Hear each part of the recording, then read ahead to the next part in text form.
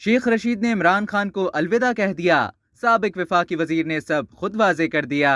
P T I دور حکومت میں وزیر داخلہ کے عہدے پر فائز رہنے والے عوامی مسلم لیگ کے سربراہ شیخ رشید کے حوالے سے خبریں گردش کر رہی ہیں کہ انہوں نے اب عمران خان کو الوداع کہہ دیا ہے۔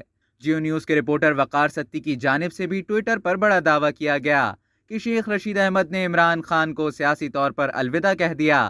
رپورٹر کے اس ٹویٹ پر مختلف تبصروں کی لائن لگ گئی اور سوشل میڈیا پر تیزی سے گردش کرنے لگی، یہاں تک کہ سابق وفاقی وزیر کو خود بھی اس پر وضاحت جاری کرنی پڑی۔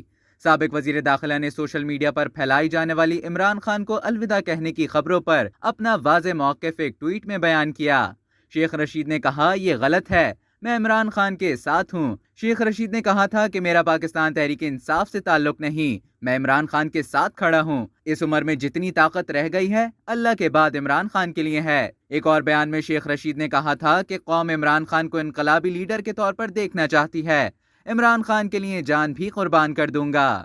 اب تک کے لیے اتنا ہی۔ مزید خبروں اور نیوز اپڈیٹس کے لیے ٹیلی جنگ کو سبسکرائب کریں اور بیل آئیکن پر کلک کریں تاکہ تازہ ترین ویڈیوز کا نوٹیفیکیشن آپ کو بر وقت موصول ہو۔